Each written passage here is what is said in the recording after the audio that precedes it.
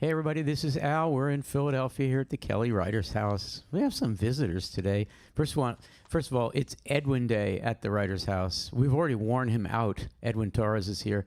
Earlier, we recorded an episode of Poem Talk on a performance piece by Cecilia Vicuña. It was amazing. That you won't see live. That'll be out in a month or two. And then later tonight, Edwin will be giving a reading at 6 p.m. 6 p.m. 6 p.m. And I will probably resend the link. And in a minute, Edwin will be joining us, and we'll introduce him, and I will ballyhoo. Gabby, it's been a week since you heard that word, ballyhoo. No, 2 weeks. I think we missed you last week, yeah. 2 weeks. Ballyhoo, ballyhoo, ballyhoo. I'm going to perspicaciously ballyhoo Edwin's new book. Okay. And we also have Rebecca Teich, who's here, who's embarrassed that I even announced her, but there you are. Welcome. You never know, Rebecca. We might get you involved in this conversation, but so beware. Hello, Allie. So we're going to start off. I'm going to say the phone number, and then we're going to assign people to follow the various chats, and then we're going to go right into the following crazy popcorn wraparound lightning round thing. I'm going to ask everybody to name one, not more than one poem from this week, main syllabus or ModPo Plus, that you particularly like at this moment. This is not your all-time favorite. This is just the poem you've been thinking about lately and why. But lightning round, brief. Everybody's got to be just brief. This is the poem, and this is why. Okay. Meantime, the forum thread, Dave Poplar. Were you able to identify that forum thread and find out where it is? You mean the thread on inside the Coursera site? Yep. Yeah. You'll do that? Every week, okay. Man. All right. Yeah. Who's up for Twitter today? Who's a Twitterer? Lily, yay. Okay. Facebook. Ambrose seems not to be here. Jason, will you do Facebook? Thank you. And the YouTube chat, we need 2 people for that. Kanar. Gabby, will you do the YouTube chat? Okay. So, dear ModPo friends who are watching, you can talk to us in all kinds of ways. You can post to the forum thread. You can tweet at us using the hashtag ModPoLive. I'm sure Lily, who's a sophisticated Twitter user, goes way back with Twitter. We'll also pick it up if you tag us at our handle, which is at ModPoPen. Facebook, there's a Facebook group, in case you didn't know. And all you have to do is go to Facebook and search for ModPo, and you're going to find it. And I think Jason's going to post, will you post a lead posting so people can follow that? Great. And, of course, while you're watching this on YouTube, you can use the YouTube chat, which seems to be taking over. All right. 610-616-3208 is the number, 610-616-3208. And if you're out of the country or prefer for any reason to use Skype, it's ModPoPen, P-E-N-N, 2 words. Okay, here we go. Everybody is going to get a shot at this. The one poem, the one New York School poem or Week 7 poem that is on your mind. Jason's first, followed by Max. Quick.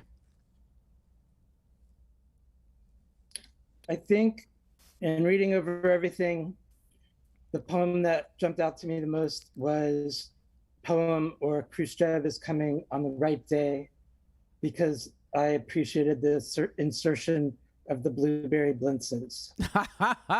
O'Hara and the blintzes. Very cool. Yes. Max, next with Laney on deck. I'll plug Ashbury's Just Walking Around from ModPo Plus. It's hard to just walk around sometimes, and so I think it's a really lovely sentiment that's expressed in that poem. Try walking around sometime, you know? Yeah, and people look at you oddly. What is that guy doing? Doesn't he have something better to do? Yeah. But people have things better and worse to do. Yeah, mostly worse. And also there's a kind of social ostracism and shyness that Ashbury brings to that whole situation. It's very cool. Laney Brown, followed by Kate. I'm going to say Bernadette Mayer's Invasion of the Body Snatchers. Surprise, right? That poem has had such influence on you. It has. And I'll just say the word wildness. It's all about wildness. It ends with the wild boy of Aviron. Yeah. Good choice. Kate, followed by Dave. Well, I'm always thinking about some trees, and meeting as far this morning from the world is agreeing with it, and the kind of recursive quality of it, and how it changes every time I encounter it. Yes. And just a little foreshadowing, Lainey is going to lead us in a session on a particular approach to some trees. So I'm looking forward to talking about that. Yes. Yes. Meeting by chance as far this morning from the world as agreeing with it. You and I are what the trees try to tell us we are. Dave, followed by Lily. Barbara Guest's 20. I love the way it is able to recreate that hypnagogic state where you're between lucidness and being asleep. And it just reminds me of that story about Thomas Edison, which is probably an urban myth, about how when he was tired, he would go to sleep in a chair with a ball bearing in his left hand. So when he would stay in that hypnagogic state, but then drift into actual sleep, the ball bearing would fall out of his hand into a metal bucket and wake him up. So he would be jarred from it and he'd try it again. So he would try to maintain that hypnagogic state that Barbara Guest recreates here, because that's where all this creativity comes from and these crazy associations that you get. So I really like all that. Self-torture for the purpose of productivity and creativity. You know, I've been watching Gabby's face while you've been saying that. Now, the people at home can't see. Now they can see Gabby's face, but earlier they couldn't. And the bubble over Gabby's head said the following: I should try that. It's a great... No, that would be bad. I would be... Oh, my God. I could really produce stuff. No, bad idea. Bad for my health. I wish you were wrong, Al. I really wish you were wrong. Insofar as what? That you would like to do that, or that you wouldn't? A little bit. But I was thinking exactly that. I was like, is that dumb or is that beautifully genius? Gabby, this is a triumph of our friendship, because I really think now I understand you. I thought I did think I understood you, but now I really appreciate and admire your, for us, you appear laid back, in these, you're so relaxed. But really inside, there's so much energy and turmoil and wanting. I think you saying that I appear laid back to anyone is a compliment that is unsaleable. Okay. Very cool. Thank you, Dave. We are going to talk about 20 this afternoon. I'm sure of it. It's such a good poem. Lily, followed by Jake. I'm going to echo Lainey and Invasion of the Body Snatchers, because it's such a perfect seasonal poem for right now.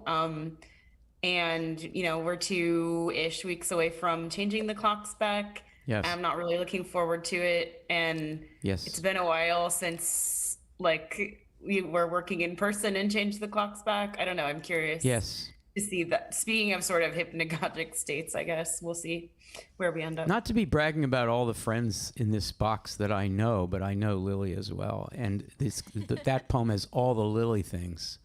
It's got time, weather, season, change, and the domestic version or the inside version of all the wild things that are out there. It's the only thing it doesn't have is a garden, I think. Seed pods. Oh, they're seed pods. Yeah. Okay, it's even got... Lily is so right for that poem. Jake, followed by Gabby. Yeah, I never tried the ball bearing method, but I did used to set my alarm in the middle of the night to but then I had kids, and then there's just they became your alarm. Other different kind of hypnagogic state. Yes, hallucinating. Yes, parents of young children are full of hallucinations. I mean, I'm sure that Kate's first book was all child-induced hallucinations. She's just nodding, putting up with this and giving me no expression. Sorry, Jake, go ahead. No, good. The poem I was thinking about is Why I'm Not a Painter. Frank O'Hara poem, and the question came up in my office hours about poets. Like, when did it become acceptable for serious poets to be seriously funny? It's a funny poem. It is a very funny poem. And by the way, do you know why you are not a painter, Jake? Because I can't paint for shit. Definitely. That's an easy one. Is there a second reason? That's the first reason, skill. Second reason? Something with oranges and hair. No, come on, seriously. You're a language person. I mean... I do like cutting. This was my pandemic diversion, because kids were home. It was really hard to write, but cutting things like collaging words out of magazines, this is really okay. So you are a painter. Okay. Gabby, followed by Kanar. I think I want to say February by James Schuyler. What a poem. It's a great poem, and this is going to be a very grad school reason for liking it, but it's more honest than the other New York poems, I think, about how perceiving and talking about ordinariness requires good frame analysis. There you go. That's my reason. Yeah. Do you have the text nearby of that poem? I do, yeah. Okay. I'm going to ask you just to read it.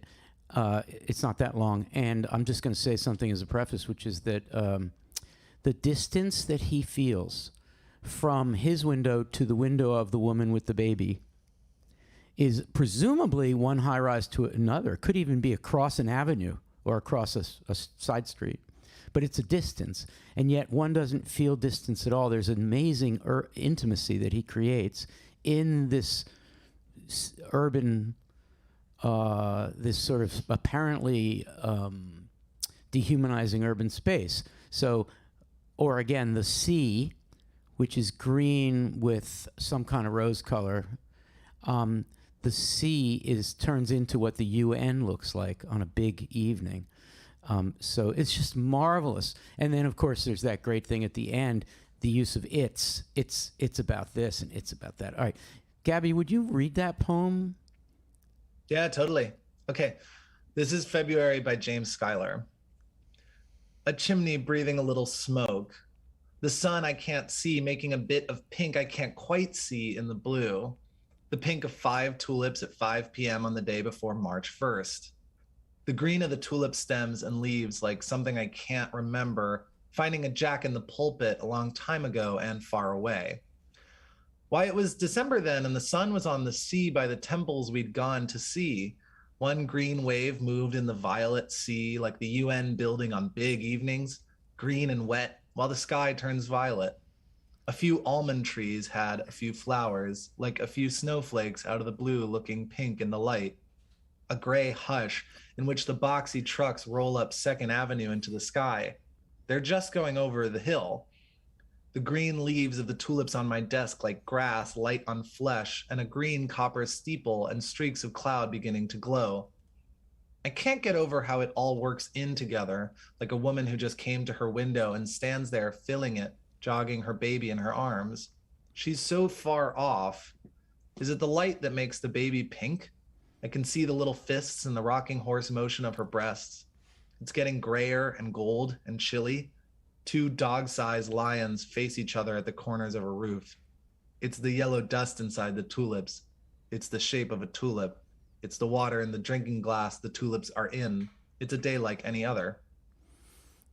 Thank you, Gabby. That was great, and the poem is great, and you're great, and that was a good choice. Kanar, followed by Allie. So I think I'll name USA versus Cuba, the Hanif Abdur Cube poem, which I just find really striking and beautiful. And it sits in an interesting way within kind of the other poems of this week. But I'm especially interested in those forms of kind of temporal inhabitants that we have in this poem, and how those may be different in certain ways from some of the other poets. And especially, how something like the experience of time can sort of have processes of racialization grafted on sort of artificially, and yet those can intersect with kind of lived experiences that also sort of are unfolding through time. And I think it's just a really, really fascinating poem. And I love how it moves just free of punctuation through this kind of dense set of moments and memories and sort of temporal references. So. Great choice. Great choice. And it says, a quick follow-up, Kanar, before we turn to Allie, and then we have a phone call. The poem is after Frank O'Hara. After. In other words, it's partly dedicated to Frank O'Hara. It's following Frank O'Hara. It is translated from Frank O'Hara. But what would you say, and this is like, can you do it briefly? What is this poem? What is Hanif saying to Frank through this poem? Hey, Frank. What?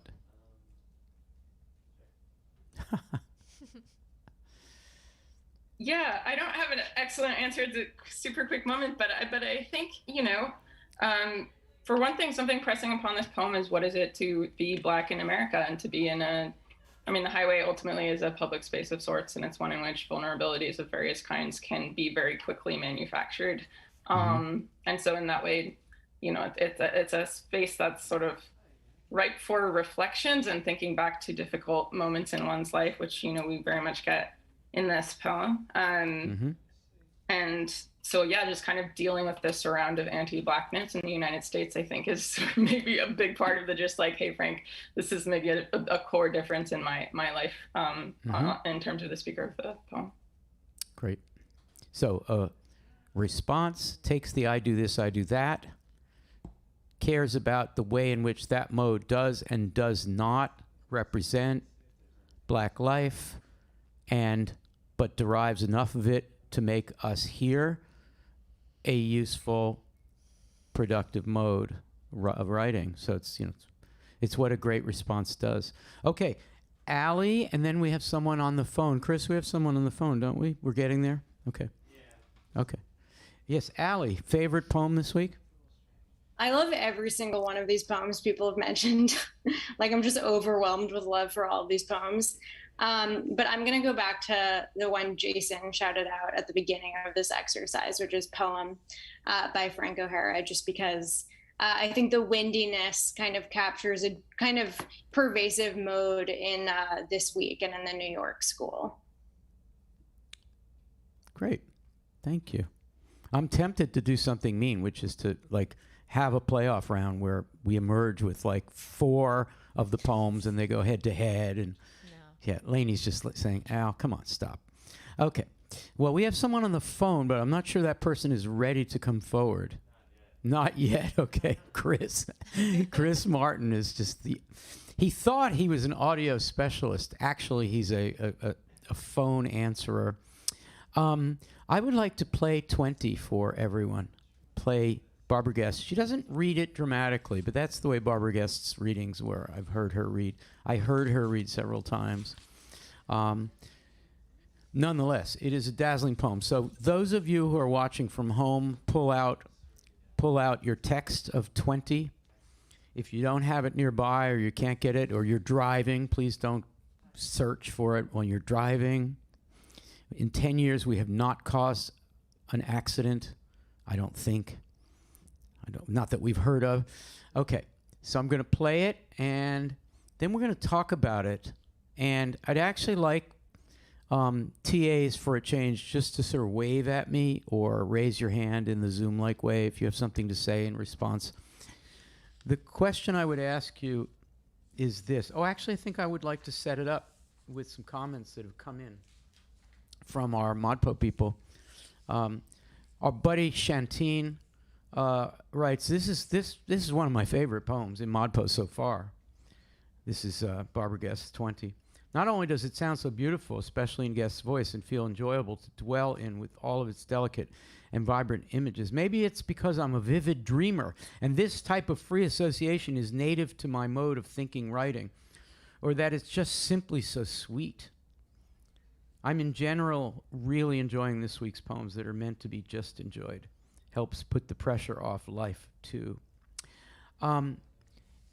Yes. So Shantine and Shantine came to my Zoom office hour this morning and was going on about in a wonderful way about the way that this poem associates digressive, non-narrative poetry with the actuality of dreams. And one more thing to set you guys up: Deb Tannenbaum created a thread called "A Method for Reading This Poem." All right, here it is, and this is crucial. 1, read the poem. 2, try to understand. 3, confusion. 4, feeling sleepy. 5, play video discussion. 6, catch the first few minutes whilst falling asleep. 7, catch key phrases. Sleep is 20. What an idiotic number. 8, wake up when video has ended, having missed all but the first few minutes. 9, reread poem. 10, aha. That is so fucking smart. I love that. Okay, here's Barbara Guest performing 20. And then here are the TAs in no order, just by raising hands, commenting on it. Here we go. 20. Sleep is 20. Remembering the insignificant flamenco dancer in Granada who became important as you watch the mountain ridge, the dry hills. What an idiotic number. Sleep is 20. It certainly isn't 20 sheep. There weren't that many in the herd under the cold crest of Sierra Nevada. It's more like 20 Madison Avenue buses while I go droning away at my dream life. Each episode is important, that's what it is. Sequences. I've got going a 20-act drama, the theater of the active. The critics are surely there, even the actors, even the flowers presented on stage, even the wildflowers picked by the wife of the goatherd each morning early while I sleep under the snow cane of Sierra Nevada. Yellow caps like castanets. I reach into my bouquet half dreaming and count 20 yellow-capped heads. Flowers clicking 20 times because they like to repeat themselves, as I do, as does the morning or the drama when hopes will be acted many times, as even these dreams in similar people's heads. 20 castanets. That is one heck of a poem. Okay, who is going to indicate with bobblehead nods or raising of the hand that they have something to say about this poem? Gabby, Lily, and then Jason. Okay, I just wanted to say something kind of basic, I think, but I love what this poem does about association. It really lays out how an association might work. So like for me, the best part is, I don't know if it's like the fourth stanza from the end. It's yellow caps like castanets, et cetera, et cetera. So it's like castanet, right? Flowers, bud, head are all sort of like similarly shaped. We get this sense of like an audience that their heads are all like flowers or their heads are all castanets or there's 20 of them. And it's like, you get this like where a shape kind of carries you over to different images. And so the poem is organized by almost like, I mean, what we might call dream logic, but what we also might call an association of form. And what I like about this poem is it just kind of revels in it. And it even says it, like it goes, sequences. Like it's like a kind of great pleasure in sequencing this way.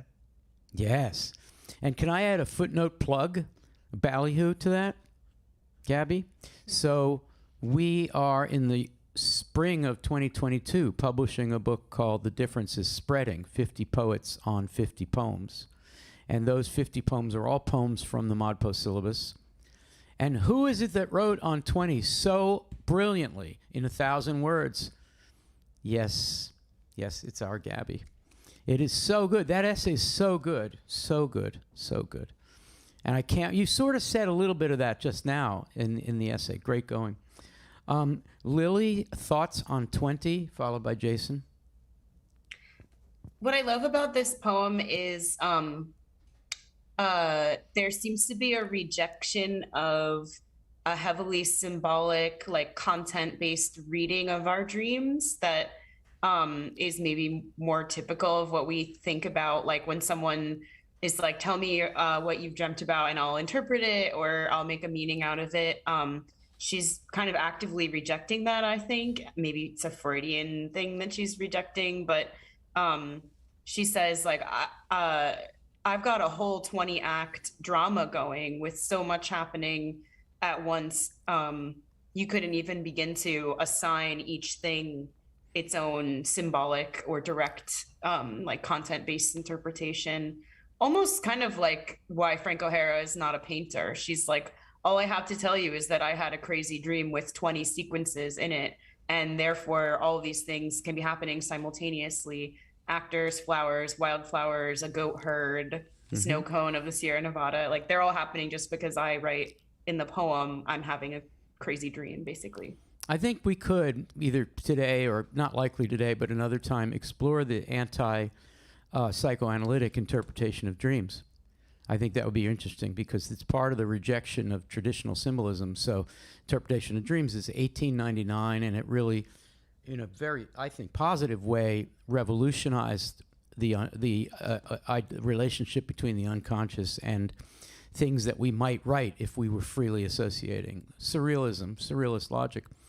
But then Barbara Guest seems to be doing exactly what Lily is suggesting, which is to say, no, I don't want to know what this means about these concerns that I have, these anxieties I have, or my relationship with my friends or my parents or my loved ones.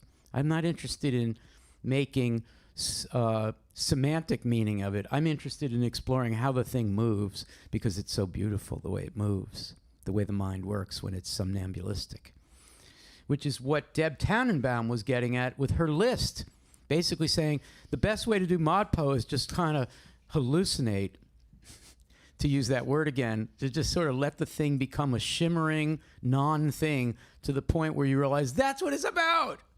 That's the alternative to daily life that I'm leading, says Deb Tannenbaum. That's good. Thank you, Lily. Jason, quick thought on this. Is this person on the phone ready? Okay, we're going to hear from Jason, and then we're going to go to the phone. Yeah, mine is pretty quick. I've always hated math since I was in elementary school. And I think this poem has always, I can't chew on the 20. Like, I find this poem totally fascinating because of the way it's deploying this kind of thing. We talk about the materiality of language, but what do we talk about if we talk about the materiality of number? I mean, 20 doesn't signify, unless, at least for me, unless it's 20 something. Right. So to throw a number down is to immediately, like the first line, sleep is 20. Like 20 what? 20 bananas, 20 dancers, 20 granadas. Like I immediately want to fill that sentence out. And so, but there's that gap before Barbara Guest begins to give us imagery and then protest the number in the middle of the poem by saying, what an idiotic number. Mm-hmm. And then later, it's more like, I always read 20 Madison Avenue buses. I always read it as an address, 20 Madison Avenue. And then I'm like, oh, no, whoops, I'm wrong, buses.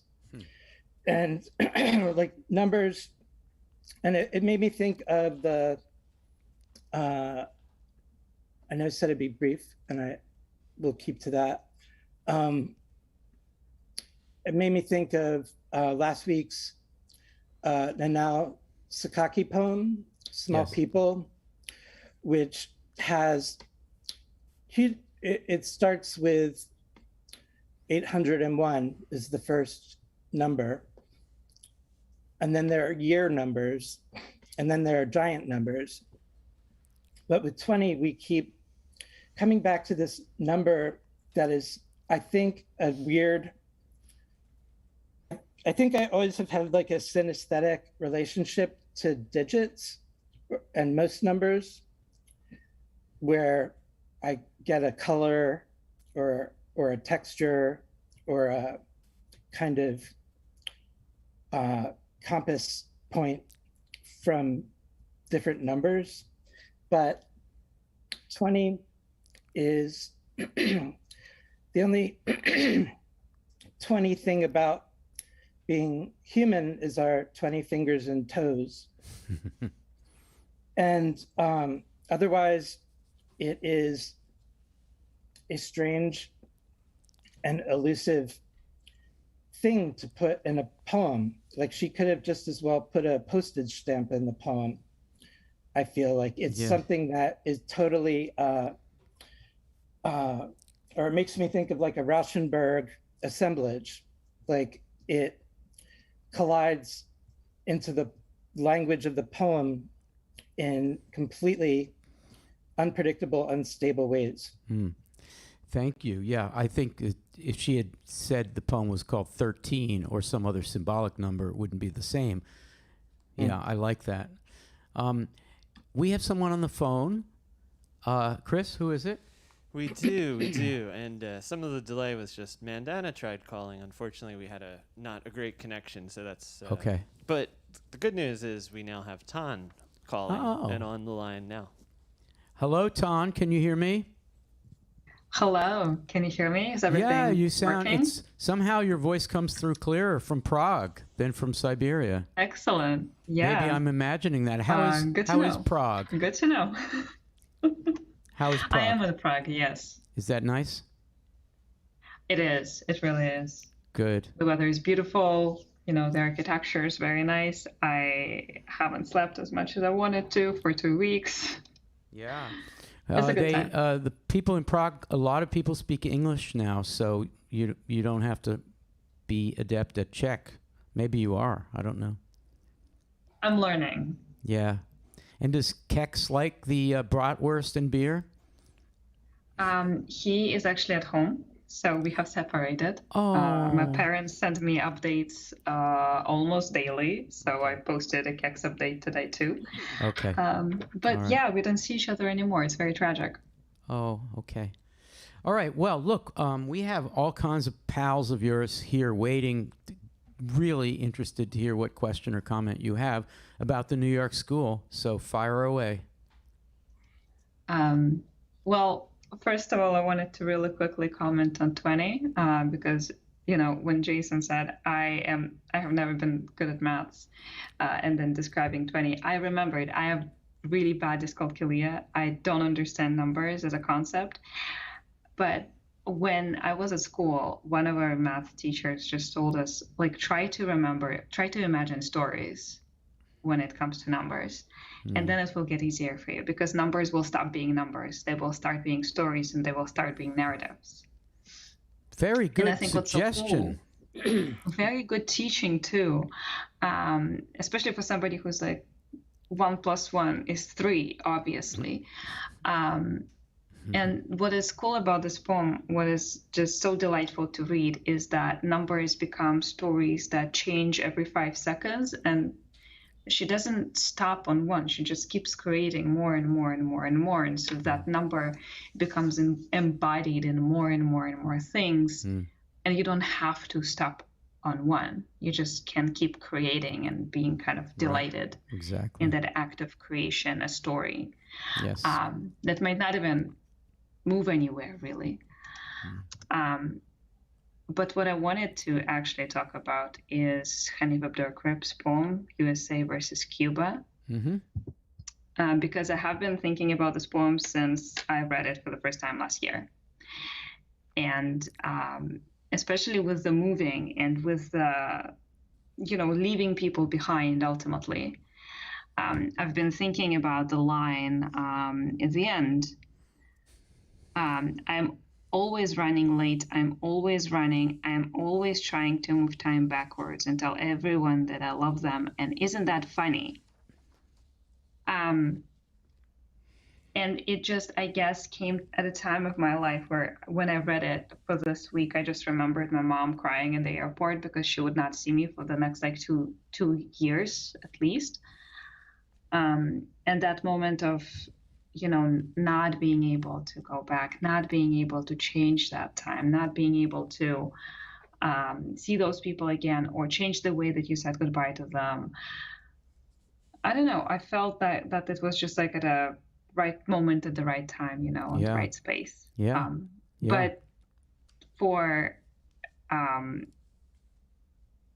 the voice of those poems, the situation is obviously very different because the experience of not being able to come back and not being able to I don't know, almost like grieve someone properly, I would say.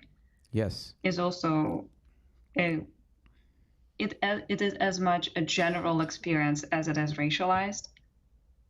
Yes. So it hits harder in both of these cases, I guess. Mm-hmm. And yeah, I just haven't been able to stop thinking about this poem and this line specifically. Thank you, Ton. I think what I'm going to do is open it up to some of the TAs, and I hope you'll listen offline, that is to say online. You'll hang up the phone and listen to the webcast so someone else can call. But Ton, thank you. Thanks so much. Are you traveling at all while you're in Prague? You see, Al, the thing is, my vaccine is not recognized. So even though I'm double vaccinated, it doesn't matter. Oh my! So I cannot travel. Oh my so goodness. I either can get more double vaccinations, which I'm not sure if it will kill me or not, or just wait until somebody recognizes that I'm actually vaccinated. This is the Russian vaccine that a lot of other countries don't recognize. I get it. Yep. All right. Well, Ton, in Prague, happily. Thank you for calling, and listen to the response offline. Bye, Ton. Have a great day. Or evening, actually. 610-616-3208 is the number. So you can Skype us at ModPo Pen. I'm going to ask a few folks to respond to the Abdurraqib piece, either as Ton has framed it or anything that Ton's comment made you think. So I'm going to ask Max, Lainey, Kate, and Dave to do that. So, Max, do you have a thought about this to start? Well, I'm struck rereading the poem now at just the pileup of Cold War imagery. I mean, the title alone obviously, signals that from the get-go. But we have this. We have the 1980s here. We have traffic on I-95 being a technology of the Cold War, of course, or part of that. Redevelopment during the Cold War. So I'm just trying to think a little bit more about what Tana said about the notes of grief, or what the poem is saying and doing with this idea of grief and how it's engaging with O'Hara. And I'm thinking here, especially of the day Lady died. Which is also a Cold War. There's a lot of Cold War background in there. There's a lot of Cold War background there, and I think that what Hanif is doing here is trying to pull that. He's trying to pull that to the surface a little bit in O'Hara, and trying to make some statement about how this. I'm not sure that I have a fully formed point here, but something about how this mode really belongs to a kind of Cold War way of relating with others around you, with. Even in this intensely personal way, like grief, like almost historicizing an O'Harian grief and locating it in the mid-20th century, and wondering what is it pertinent for other people? Is it pertinent for the present? Yep. Great. Thank you, Max. Lainey, followed by Kate and Dave. Quick thought on Hanif's poem.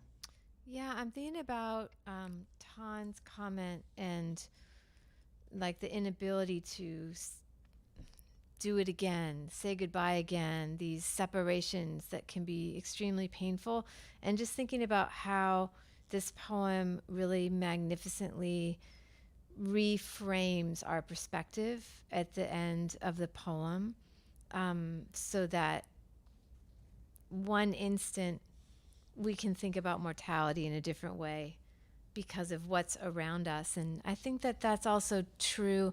And I'm thinking about Gabby's comments about the Schuyler poem, which I actually just love so much, about from where is the poet looking? Like what's the limitation? What's the framing? Or what kind of happens instantaneously when you're sitting in traffic and all of a sudden you see the whole situation differently. And I feel like that's one technique that creates this feeling of immediacy in a lot of the New York School poems. It allows emotion to feel very present. Yes, fantastic. Thank you. Kate, followed by Dave. I'm thinking about grief as well, and the differences in the objects of grief in O'Hara's poem and this poem, where, you know, with O'Hara, he's grieving a woman he's presumably never met, who's a popular culture figure. And here we have Abdurraqib's mother, and she's kind of thrown in here almost like an afterthought. Of course, she's not actually an afterthought, but that like sort of surprising and jarring introduction of the death of this very intimate person really underscores or highlights this blithe relationship to time that O'Hara has in his poem, and that Abdurraqib kind of evinces in the early part of this poem, but then turns on. That's fantastic. That is great.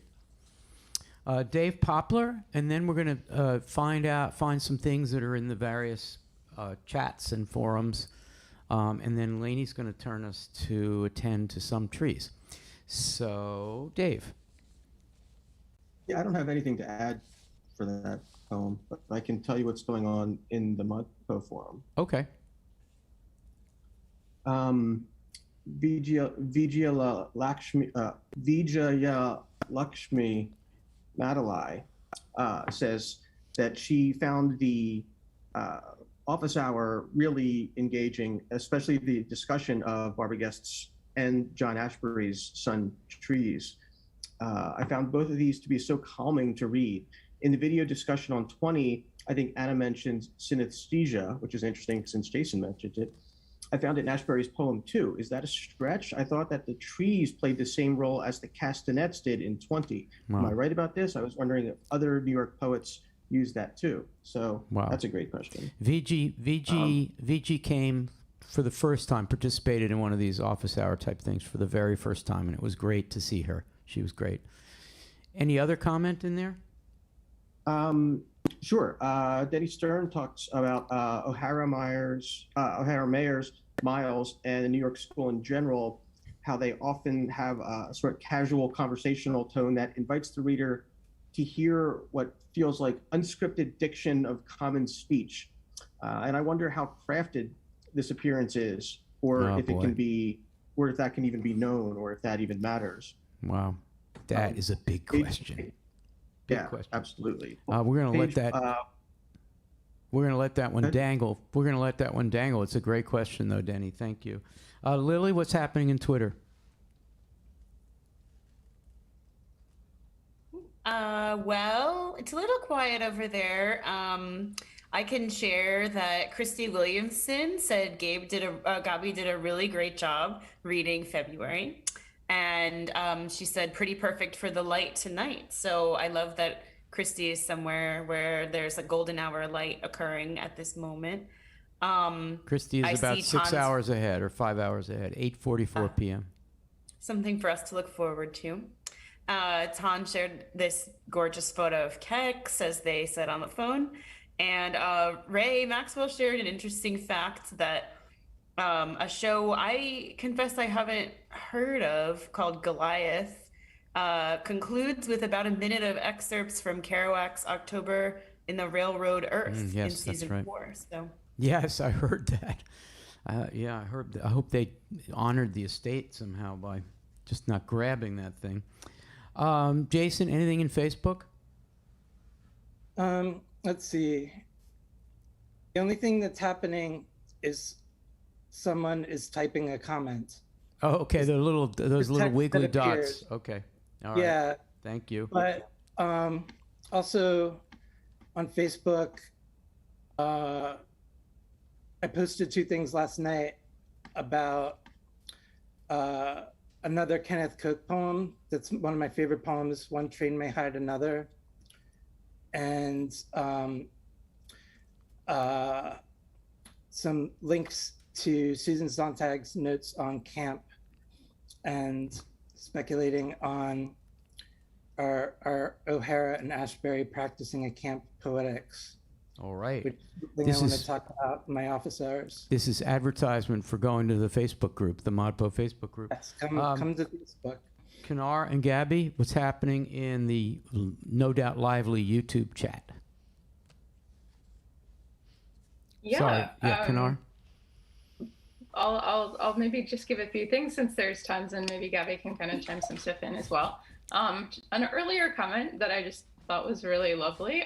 Shantine is actually saying hello from the plant shop in Boston, and listening between customers, which I find just really wonderful. So hello, Shantine. And let's see, Hannah Linden, kind of thinking about the guest poem, 20 castanets would certainly keep you awake. And so we were rapping on that the other day, I think in an office hour. And she notes, it reminds her of Sylvia Plath's Tulips, where they are too loud. And then there's sort of a further, so my mom's actually in the YouTube Wait, your chat, your mom is active in the YouTube chat? Yeah. So my mom was kind of talking about how numbers work in Jungian analysis. So I guess Jung thought of numbers as pre-existent to consciousness, and that they can be useful for establishing coincidences that can then be interpreted. And there was kind of some discussion around that. And yeah. Is your mom stirring up YouTube chat trouble? Is your mom sort of generating activity there? Is that what's happening? I think it was generative, yeah. So you know, I think people were kind of engaging with this idea about the numbers and thinking more about how they work, the abstraction or materiality. Like Miranda Jubb says, numbers are definitely good as placeholders in a different way. You can apply any kind of meaning you want to them, divination, personal, etc. And Hannah Linden chimes in, so is guest placeholding memories with those numbers, which I think is kind of a curious question, which I liked, yeah. Gabby, anything to add from the chat? Well, I was gonna highlight the same discussion about numbers, which is, I feel like what was at stake there was people thinking about, are numbers abstract or the opposite of abstract, which I guess could be concrete. Knar Gavin Mayer, Mother Gavin, was bringing in Jungian psychoanalysis as a sort of like the one reason for thinking of them as in those terms and like sort of pre-linguistic and therefore pre-conscious. So it's been a nice discussion. I also wanted to bring up a comment that I just think has a lot of sort of a simple comment, but I think has a lot of consequence for our discussion, which is Miranda Jubb was responding to our discussion of USA versus Cuba. Yes. And she writes that it starts so prosaically. I'm going to put a billboard on that word for a second, and then becomes so heartbreaking. And this is interesting to me because I mean, the word prosaic, right? It means ordinary. That's its sort of definition, but its literal sort of look in its word is of prose. So there's a kind of like historical association of prose with realism, with ordinariness, and a sort of historical association of poetry with extraordinariness, supernaturalness, sort of the muse, whatever. And that's like an interesting problem for the New York school, who's like so interested in ordinariness, and really staking out a claim for like what poetry would do with ordinariness. Yes. Which is not to say like they don't invent like the realist poem, right? That's not really what they're up to. But there's something about realism or the sort of the linguistic techniques around the real that are being adapted into a poetry that's actually quite, as Jason put it, like quite camped, quite abstract, quite dissociative. Like it's sort of interesting how the New York school gets the very plainly said and makes it feel really disjunctive in a way you wouldn't quite expect. So it's either particularly interesting and worthy of note about this particular movement, or it's just like every other movement that made a series of claims and then got interested in other kinds of poetic modes. Probably yeah, and I'll just actually mention, if I can, just like somebody whose YouTube name is just Kitten wrote just a question, which is like, is this movement modernist or postmodernist? Which the literal answer is neither quite yet. Right. Though probably more postmodernist than anything. But it's sort of interesting to think about it as a kind of like a problematic middle child between the two terms. Yeah, I think of a poem like February as middle child, but a poem like the instruction manual is very postmodern. And that's why ultimately nobody mentioned the instruction manual as your favorite, because it's a trick.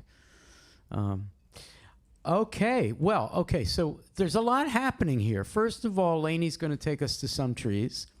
Second of all, there seems to be somebody on the phone. And third of all, it's Edwin Day. Edwin Day at the Kelly Writers House, and Edwin has arrived. And I am going to say hi to Edwin. Hello. And see, Edwin, look at that. They're the two of us. That one right there. They're the two of us. It's like I see, yes. Yes, Mao Zedong and Chou Enlai. Yes, all right, that's the. I don't know who's. And the only important person in the middle, which is actually all you guys. Everybody's in the That's center. right. Yeah. Let the record show that Edwin Torres, the wonderful, talented poet and teacher, brain lingo and other modes, is here with us today. And I'm going to ballyhoo the reading at 6 p.m., which is going to happen 6 p.m. Eastern Time. And it's streamed not through our usual YouTube channel at ModPo, but through the Writers House. And everyone in ModPo has received the link that I've sent out. But if you have a question about where to find it, just ask. I'm also going to hold up the new book, which has got a classic Torresian name, Quanundrum, Q-U-A, Quanundrum, and it is just out. In fact, Yes. I'm smelling it. The print is still wet. Smell the cover. Smell the poetry. All the senses, Edwin. So we're going to get into some trees, and I'm sure we're going to hear from you, but do you want to say hi and share your thoughts about being here, or about the new book, or about the reading tonight? I'm very happy to be here. I've known Al for a long time, and it's so wonderful to be part of his the world that he's created, literally the realm. I don't know what else to say. Do you want me to talk about the book? Can you give us an elevator pitch on the book? What are people likely to find in that book?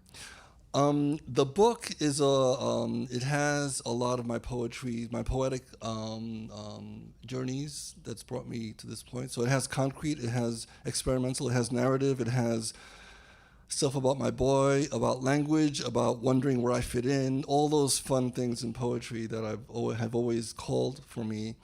And for me, there's a lot of work in the turn. The idea of the turn of the page has become a poetic motif of sorts. And I mentioned that there are marginalia, tiny little comments that you don't have to read that are not part of the poem on the page. At any rate, the complexity is as deep as you want it to be. It could just be surface. It's up to you. So I like that kind of in-between in the poetics. If you're okay with it, at the end of our webcast today, I might ask you to read one of the pieces from the book. Meantime, what's going to happen is I'm going to turn it over to Lainey, but I think I want to bring the person in who's ever on the phone is about to be part of this Some Trees discussion and doesn't know it yet. Who is on the phone?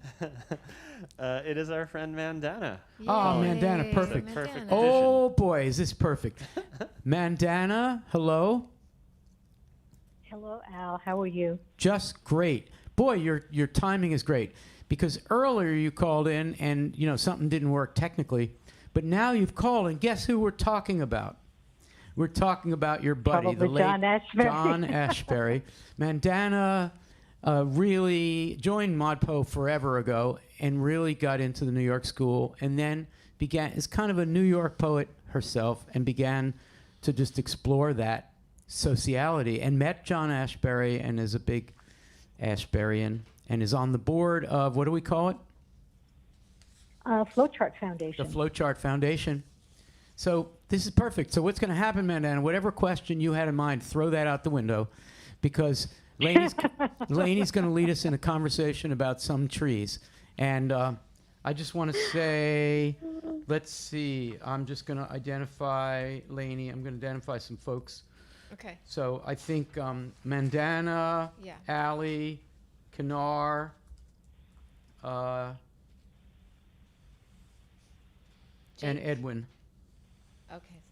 Mandana, Allie, Knar, Edwin, and Jake seems to have had to leave. Ah. Yeah. Okay. So I think that's. Oh, and Lily. Okay. All right, Mandana, you can hear Lainey. Here we go.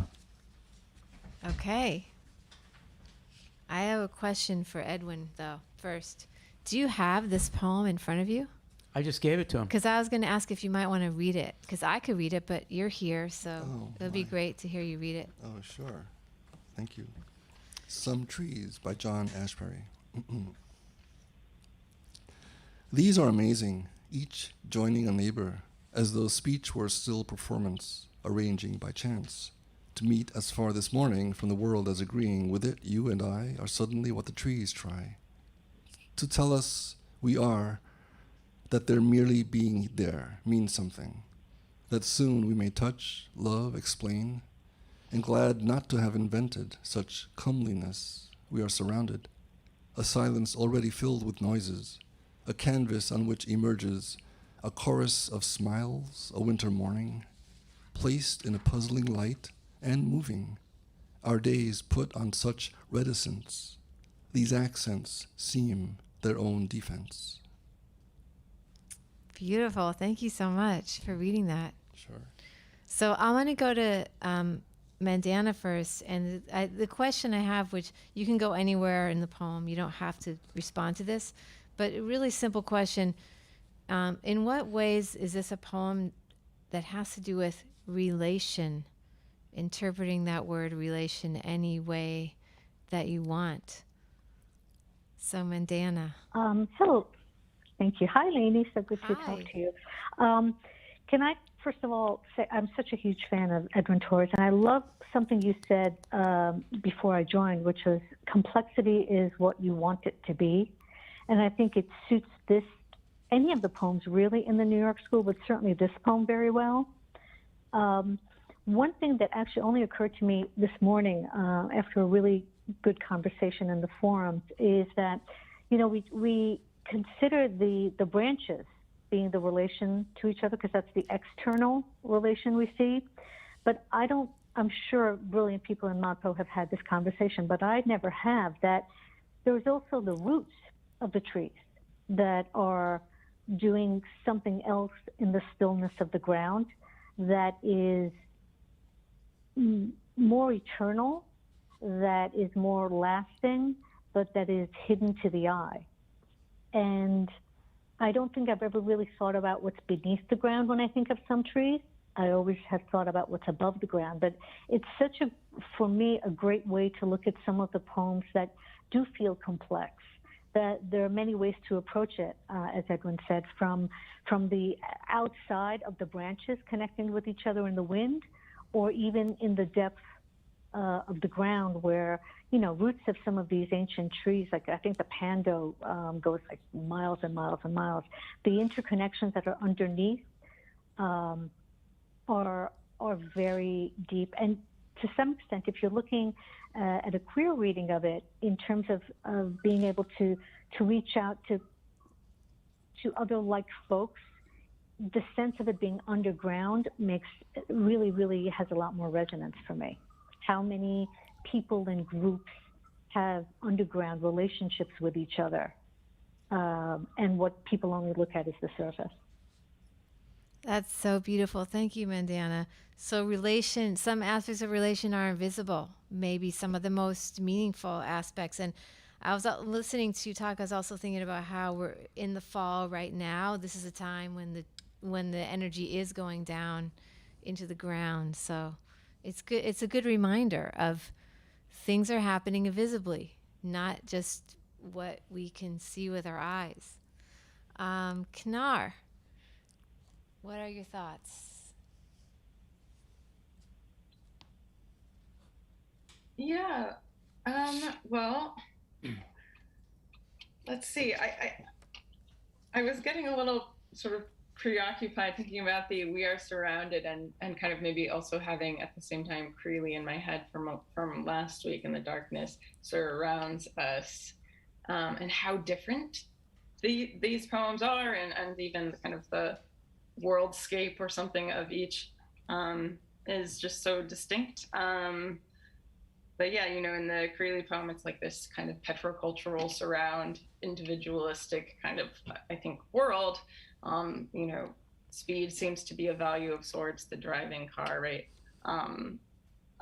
Here, there's sort of this surround, and we're told a silence already filled with noises, and then later, our days put on such reticence, these accents seem their own defense. But there's sort of this co-presence of silence and noise, of kind of reticence and flourish and light, which I find just really beautiful and wonderful, and seems to capture some of the kind of irreducible sort of otherness that we can kind of feel when we're in a natural kind of world, or in the presence of sort of a very large, in a certain sense, sublime thing, like a massive tree, and just sort of the form of like pause that can create. That's also a noisy pause. So yeah. Wow. I'm just thinking about that word irreducible. A tree is irreducible. A poem is irreducible. Maybe a pause. Thank you. Allie.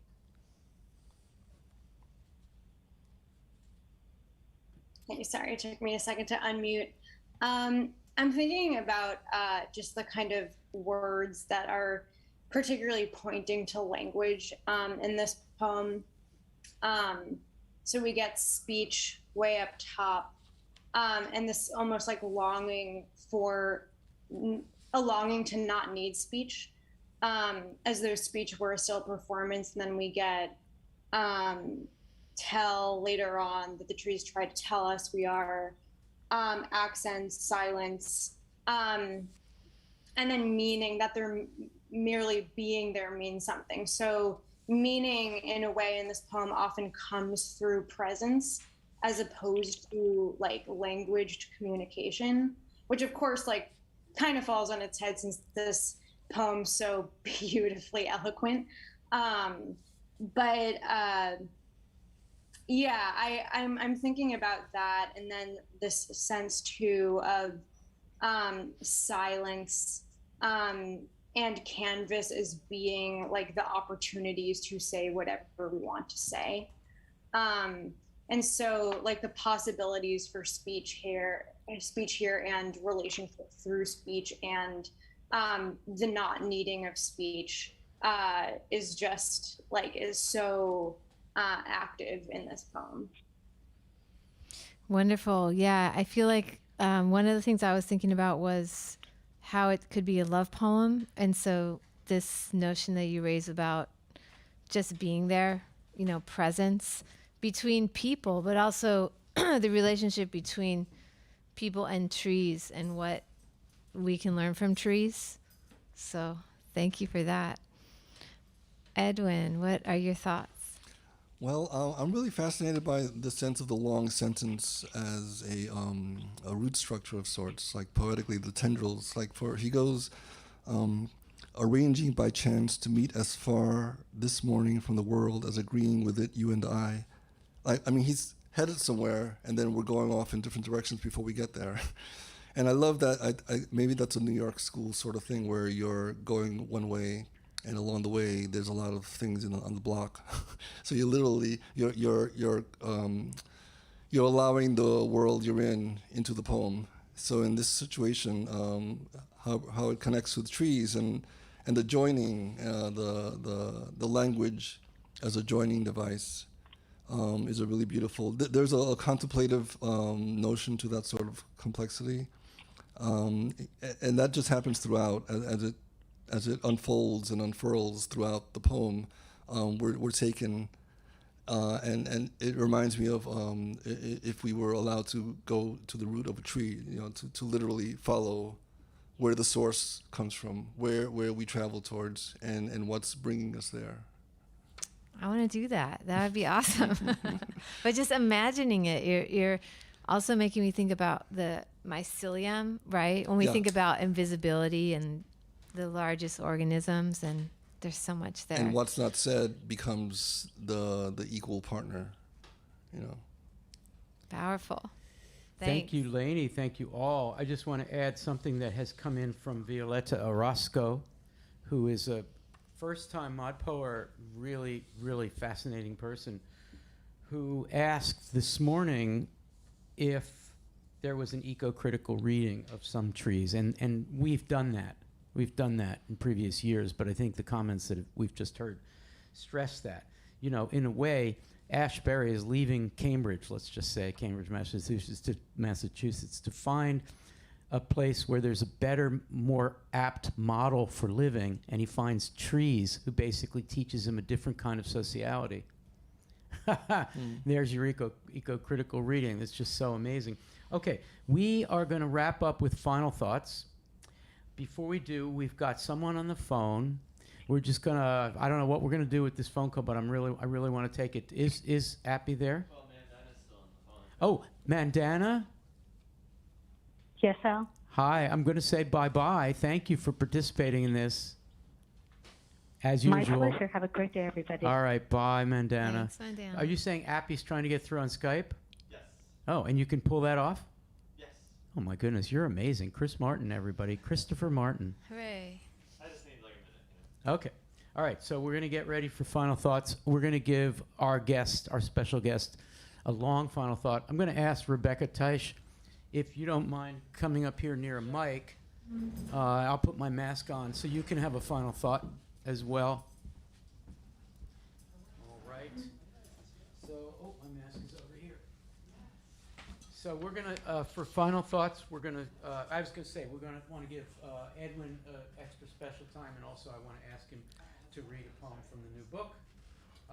We're going to start final words with Allie in a minute. Hold on.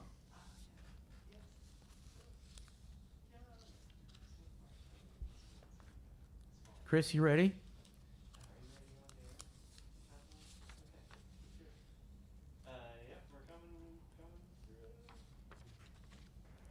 Hi, Appy.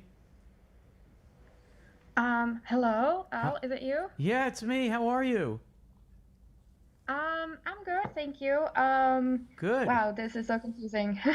This is great. Now yeah. you are known in the forums as Apollina, and Yes. when I say that, the TAs are nodding because Apollina, we see you in the forums all the time. But you go by Appy, and you are this is the first time we've ever had 2 calls from Prague.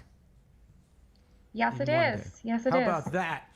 That's Yes. amazing. You and Ton should somehow find out how you can get together. Yeah, actually, that's one of the reasons for why I called. I just want to let them know that I'm also in Prague. And I know that moving to like a different city all by yourself must be, I've been in the same situation. So I know that it's scary and really stressful, and that she can find me on Facebook or anywhere else, and she can reach out to me and we can hang out. And is it possible to search you on Facebook as Apollina? Appy. Appy, A-P-I. Yes, that's it. That's me. That's great. Well, Appy, we're gonna do final thoughts. But do you want to wait a minute, stay on the phone, and offer a final thought when it's your turn? Yeah, we can do that. Okay. Okay. All right, great.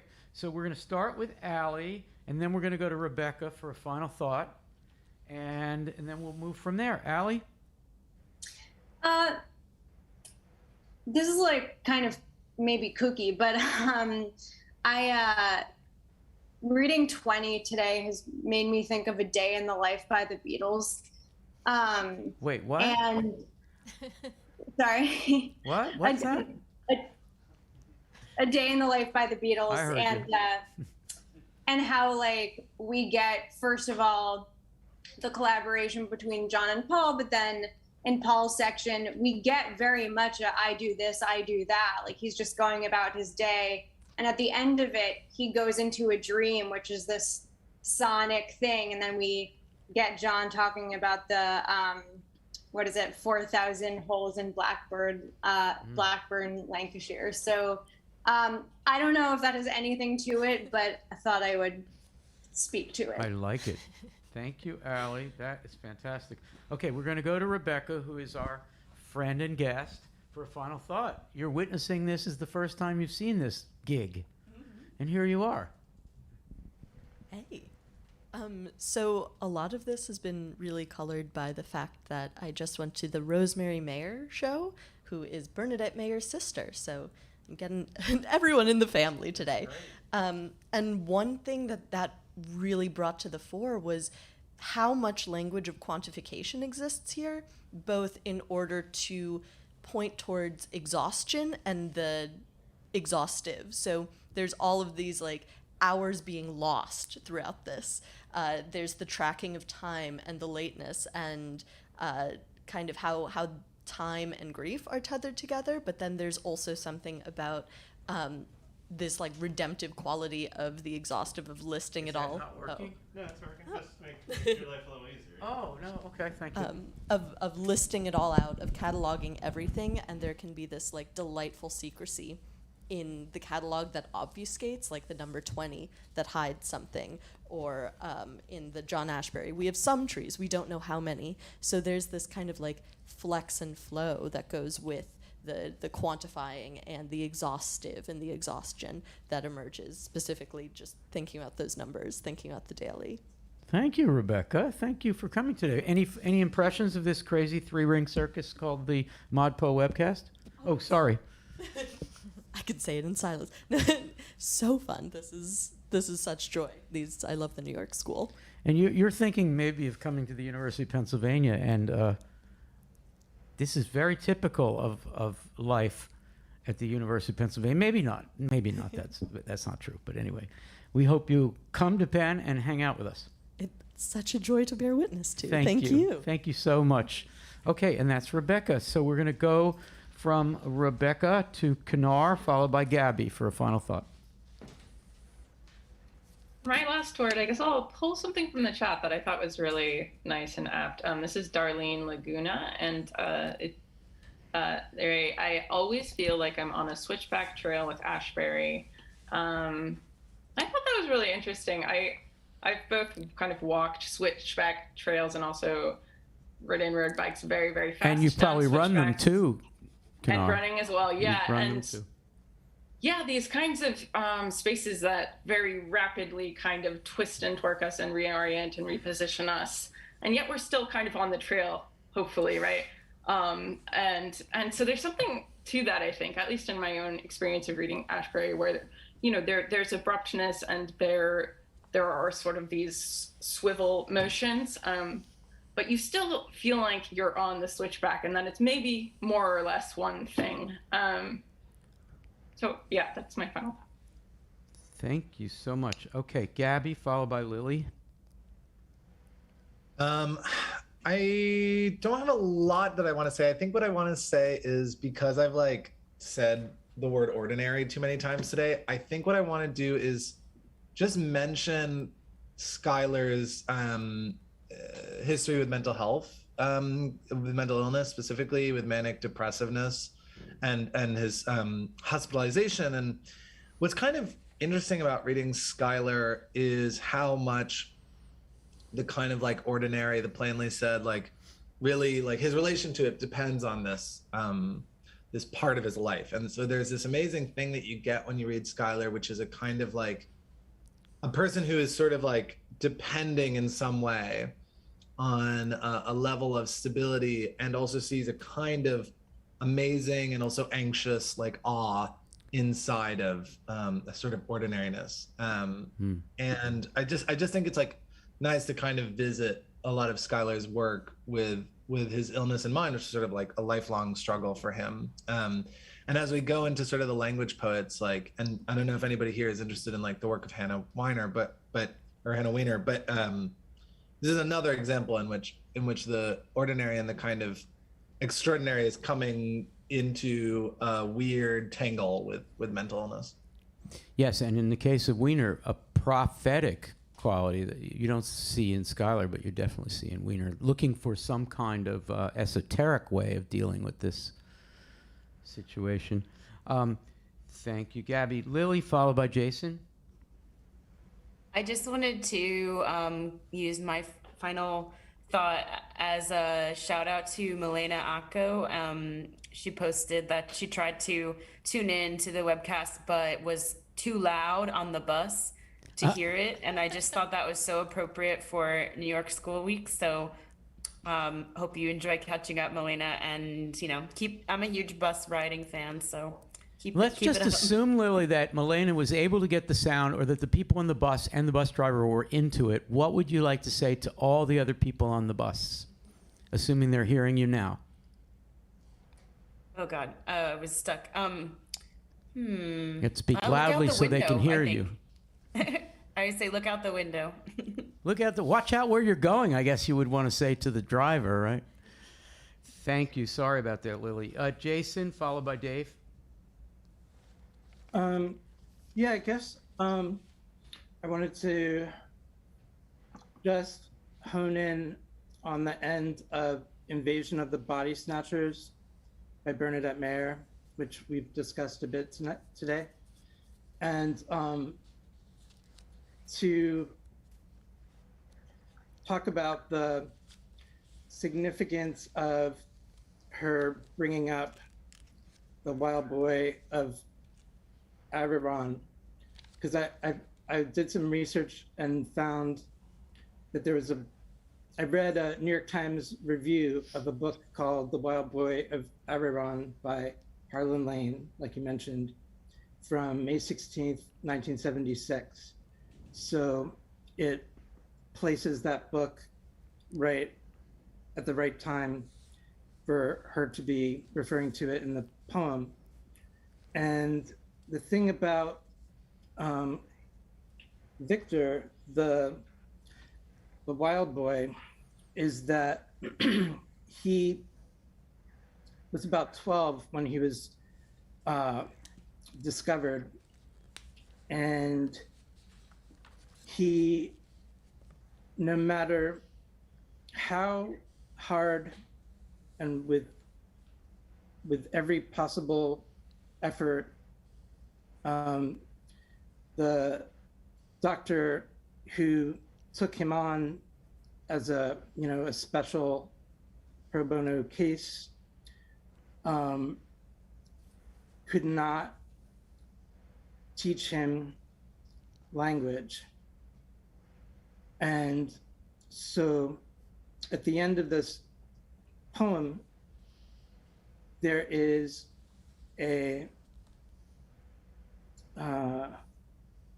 gap, like a hole, where, at least for this human being mentioned, who's chronicled in this book, he did not have language. And the reason he didn't have language is because he had no social contact, likely since birth. And to think of where our language comes from, and the crucial role, especially that parents play, parents who don't abandon their child in the woods, but who talk back and baby talk to it. I really think to know the story, which she would have known because it would be fresh from the book sitting there. And I would presume that it was kind of a cultural phenomenon where people were talking about it. Francis Truffaut has a movie called The Wild Child, which is extraordinary which is a chronicle of the interactions between this boy and his doctor. And I think it really deepens the it adds another force to that account of parenting a very young human being. Totally does. And you could, two thoughts here, Jason. One is that you could follow all those references in that poem by Bernadette and a lot of her others. And you can go that deep with every one of them. Quick quiz for anybody. Can you name the novelist, the contemporary novelist, who is obsessed with that wild boy and has written about it? Anybody?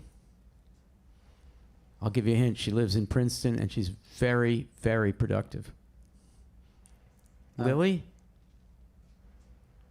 Joyce Carol Oates. Joyce Carol Oates is definitely, and is that, now, of course, Joyce is going to take the wild boy in a gothic direction, whereas Bernadette is all about imagining getting rid of all her bratty kids and sending them out to the jungle. Okay, Dave, followed by Kate, final thought? This morning when I was rereading The Day Lady Died, I love the line where he talks, the speaking subject in the poem talks about going to the bank, and Miss Stillwagon, first name Linda, I once heard. That just struck me about how these New York poets seem to just describe the world as observers, almost like anthropologists, without getting fully engaged in it in a way. But at the same time, they have this familiarity with the reader, with us, the way they are sharing with us in a way that they're not engaging in the same way with the rest of the world. And I just think that's kind of a cool thing that goes on in a lot of these poems. Dave, that is such a huge, great generalization. I'm going to ask you to, this is annoying, I know, but I'm going to ask you to say it again in a sentence. What did you just say?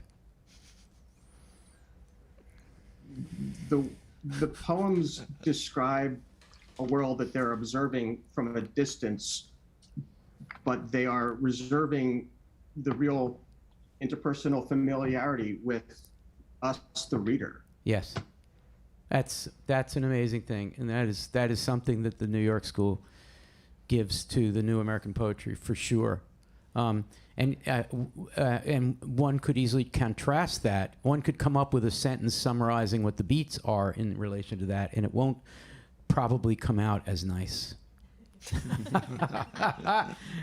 Thank you, Dave. That was brilliant. Kate, followed by Max. Since someone mentioned not having mentioned the instruction manual, I thought I'd mention it. And my mind is a little tired today because I spent the whole day writing a copy about an iPhone hearing assistive device. And as a copywriter, I sympathize with this poem, and I often think of it as an antidote to systematic thinking, sequential thinking. So you were looking out the window and dreaming of going where?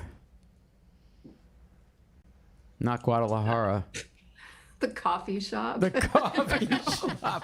And also, why don't you turn anywhere outside these walls? Turn those two wild children into wild children and be done with it all. Sorry, I'm projecting a dream on you, but that's great. So you really were in that Ashberian mode there. I often am. Yeah, the whole thing is just one big digression. Oh, whatever. Do whatever you want to do, but do anything but the thing you've been assigned to do. Yeah, that's probably the state of most workaday world. Yeah. Okay, thank you, Max. Yeah. Followed by Lainey. Final thought. Allie's final word made me think of how much of this poetry is being written alongside the emergence of mid-century psychedelia, which makes me want to go on a bit of an Easter egg hunt and try to find eruptions of psychedelia in these poems, most of which most of these poets are not really like psychedelic preachers, which I think would make this all of them that much more fun. But on a different note, I want to encourage Appy and Tan, who are both on the European time, to pop into the Berlin and Beyond meetup group in the forums. We had a European time zone meetup on Saturday, and we'll be having another one in a couple of weeks. So stop on by if you want to join. It'd be great to have you. It was on Zoom, and everybody was from all over the place. So you don't have to be in Berlin, even though Prague is very close. And that's why they call it Berlin and Beyond. No, I really like that. I really like that in this world of Zoom. You can say, let's have a meetup in Berlin. And of course, it's for anybody. And the New York group is doing the same thing. So that's very cool. I have a couple wrap-up thoughts, and then I'm going to turn it over to Edwin for a final thought, and also maybe he'd be willing to read a poem from this new book. I have just signaled to him that the poem called Blank Dot is of great interest to me, but maybe he'll get to choose. So first of all, 6 p.m., which is, an hour and a half from now, Edwin will be reading here at the Writers' House, and you can join through the live stream. If you go to the Kelly Writers' House, you'll easily find it, or you can go to Kelly Writers' House on YouTube. For that, I want to thank Tan, Mandana, and Appy, two of the three of them calling from Prague, and the third calling from New York for the New York School Week. Thanks to all my pals, to Lainey for leading us in a great discussion of some trees. Zach Gardner. Zach, you're telling me there's someone on the phone? I can't. She's still on the phone. Oh my gosh. Appy, you're still there, right? Yep. Oh my God, I'm so sorry. Chris is the most modest person in the world. Instead of like waving at me like you forgot Appy, he's like doing a little phone thing, a little banana in the ear. So before we before we turn to Edwin, I want to hear a final thought from Appy. I think I'm done with my announcements. So Appy, you have a final thought? Yeah, well, I don't have anything profound to say. I originally called with a question, but it would anyway be a question that would echo Nicholas's question, I think.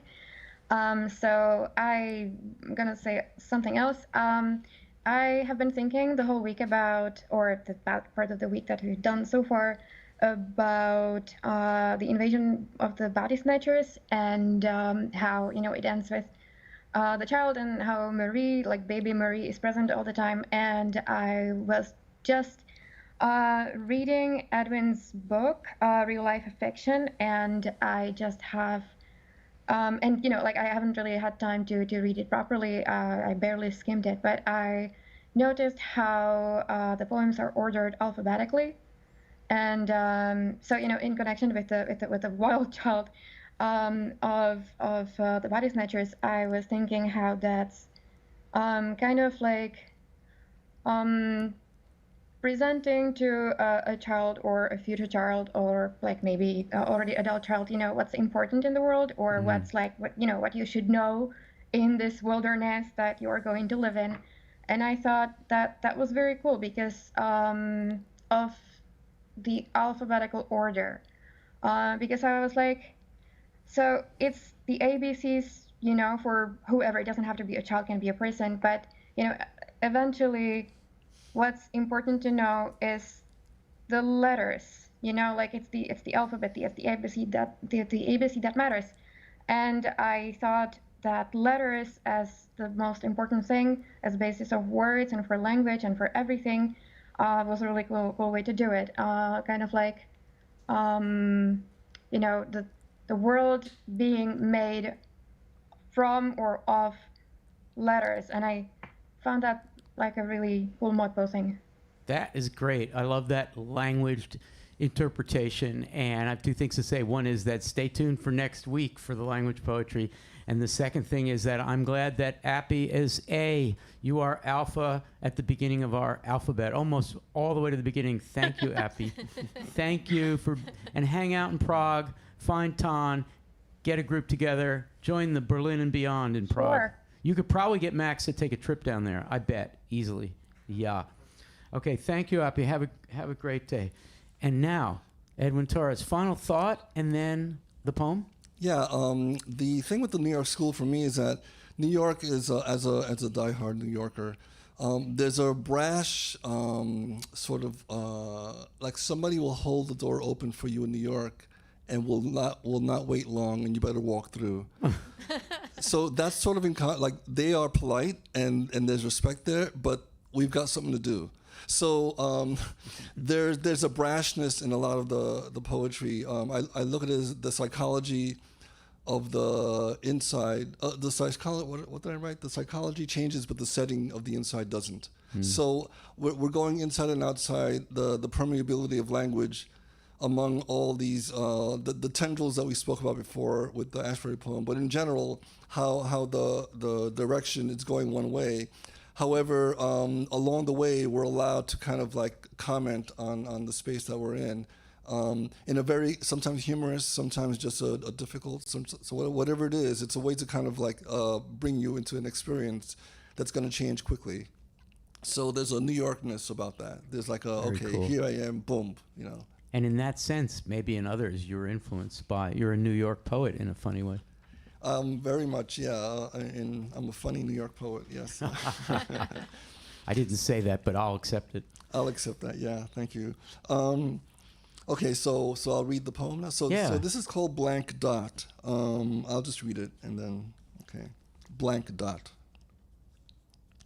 It is not who we are, as everyone is our own we are, pulled apart at the core by the we are. For the finder is finding not, and what not does to finding, what find does to wanting.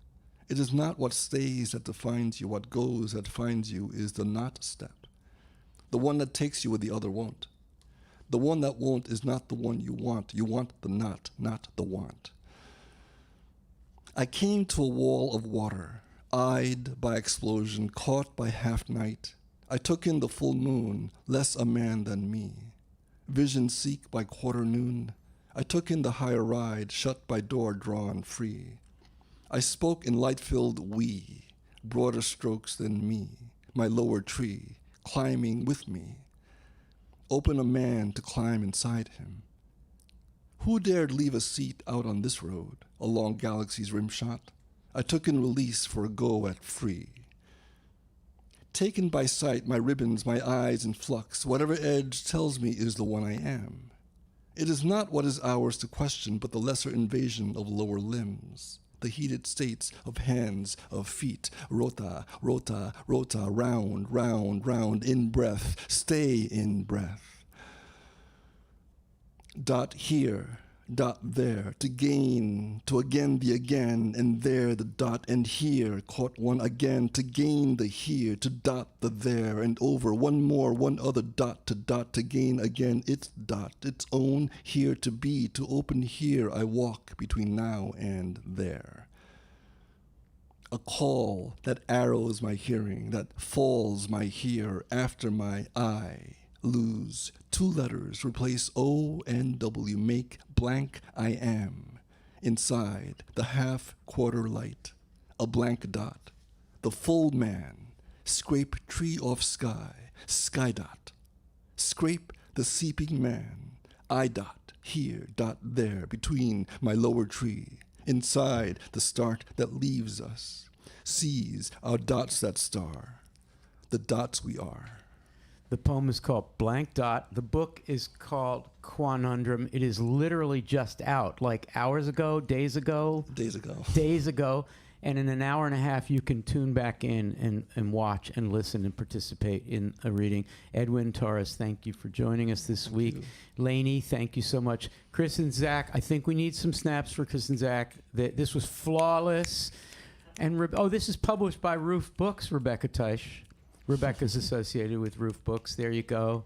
Thank you, everybody. Next week, the language poets. We also have a lot of papers people are writing about Barbara Guest to comment on.